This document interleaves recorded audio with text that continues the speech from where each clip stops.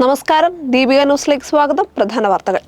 ശബരിമലയിൽ സ്ത്രീകൾക്ക് പ്രായഭേദമന്യേ പ്രവേശനം അനുവദിക്കണമെന്ന 2018 സുപ്രീം കോടതി ഉത്തരവിനെതിരായ ഹർജികളിൽ ഏപ്രിൽ 7 മുതൽ വാദം കേൾക്കാമെന്ന് സുപ്രീം കോടതി. ഈ വിഷയത്തിൽ മാർച്ച് 14-നകം സർക്കാർ അടക്കമുള്ളവർ നിലപാട് അറിയിക്കണമെന്ന് കോടതി നിർദ്ദേശിച്ചു. ഹർജിക്കാർക്ക് 3 ദിവസം വാദിക്കാം. പുനഃപരിശോധന എതിർക്കുന്നവർക്ക് ഏപ്രിൽ 14 മുതൽ 17 വരെയും വാദിക്കാമെന്നും സുപ്രീം കോടതി അറിയിച്ചു. അതേസമയം കേസിൽ അമിക്കസ് ക്യൂറിയുടെ വാദം ഏപ്രിൽ 21-നായിരിക്കും. ഏപ്രിൽ 22-ന് വാദം പൂർത്തിയാക്കും. 9-അംഗ ഭരണഘടനാ ബെഞ്ച് ഇതിനായി രൂപീകരിക്കും. അംഗങ്ങളെ ചീഫ് ജസ്റ്റിസ് തീരുമാനിക്കും. പുനഃപരിശോധനയെ അനുകൂലിക്കുന്നുവെന്ന് കേന്ദ്രവും ഹർജികളെ എതിർക്കുന്നില്ലെന്ന് സംസ്ഥാനവും അറിയിച്ചു.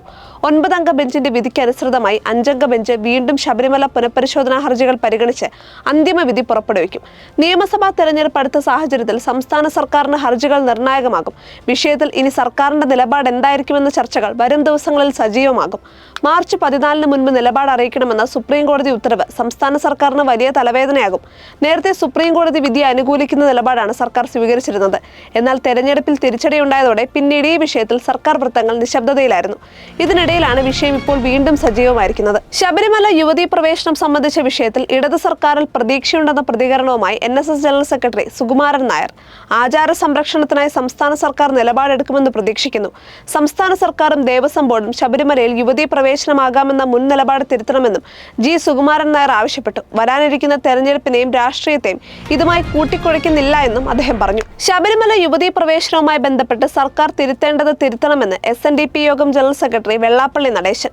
SNDP നിലപാട് നേരത്തെ വ്യക്തമാക്കിയിരുന്നുവെന്നും വിധി നിരാശാജനകമെന്നാണ് പറഞ്ഞതെന്നും വെള്ളാപ്പള്ളി പറഞ്ഞു.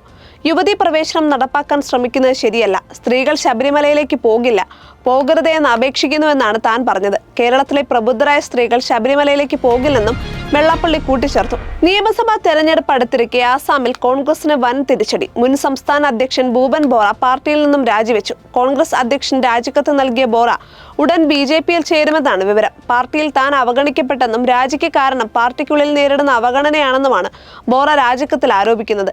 2021 മുതൽ 25 വരെ ആസാം കോൺഗ്രസ് അധ്യക്ഷനായിരുന്ന ബോറയെ കഴിഞ്ഞ വർഷമാണ് സ്ഥാനത്ത് നിന്നും മാറ്റിയത്. നിലവിൽ ഗൗരവ് ഗൊഗോയിയാണ് കോൺഗ്രസ് സംസ്ഥാന അധ്യക്ഷൻ. കോൺഗ്രസ് വിട്ടെത്തുന്ന ഭൂപൻ ബോറയ്ക്ക് BJPയിൽ അർഹിക്കുന്ന സ്ഥാനം ലഭിക്കുമെന്ന് ആസാം മുഖ്യമന്ത്രി ഹിമന്ത ബിശ്വ ശർമ്മ പറഞ്ഞു.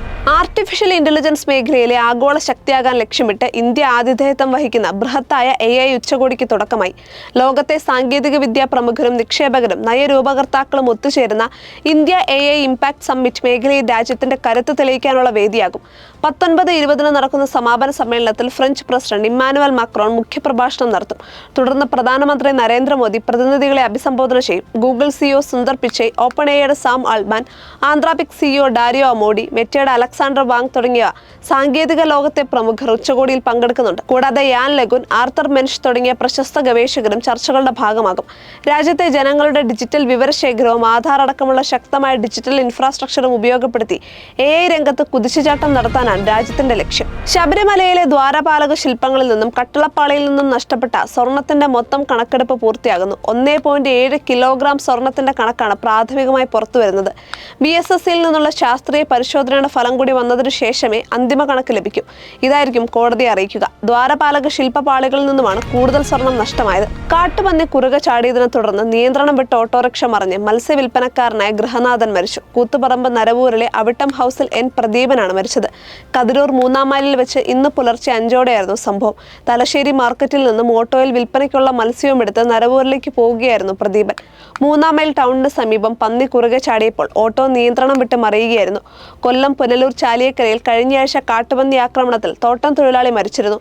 ഉപ്പുകുടി മംഗലത്ത് വീട്ടിൽ രഘുനാഥനാണ് മരിച്ചത്. കഴക്കൂട്ടത്ത് കോൺഗ്രസ് സ്ഥാനാർത്ഥിയായി നടൻ പ്രേംകുമാർ മത്സരിക്കും. ഇന്നലെ AICC general secretary KC Venugopal പ്രേംകുമാറുമായി ചർച്ച നടത്തി. ഇത് സംബന്ധിച്ച് ധാരണയായതായാണ് വിവരം.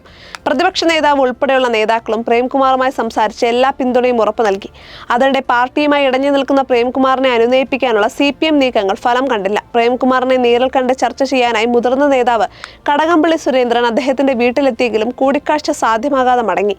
കടകംപള്ളി വീട്ടിലെത്തിയ സമയത്ത് പ്രേംകുമാർ അവിടെ ഇല്ലായിരുന്നു. മുസ്ലിം പണ്ഡിതൻ കാന്തപുരം AP അബൂബക്കർ മുസ്ലിയാർ പ്രധാനമന്ത്രി നരേന്ദ്രമോദിയുമായി കൂടിക്കാഴ്ച നടത്തി. ഡൽഹിയിലായിരുന്നു കൂടിക്കാഴ്ച. റംസാൻ സന്ദേശം കൈമാറിയെന്നും സാമൂഹിക മാനവിക വിഷയങ്ങൾ ചർച്ച ചെയ്തെന്നും കാന്തപുരം പറഞ്ഞു. ഇതോടുകൂടി പ്രധാന വാർത്തകൾ അവസാനിച്ചു. സത്യസന്ധമായ വാർത്തകൾ അറിയാൻ ദീപിക ന്യൂസ് ഫോളോ ചെയ്യൂ.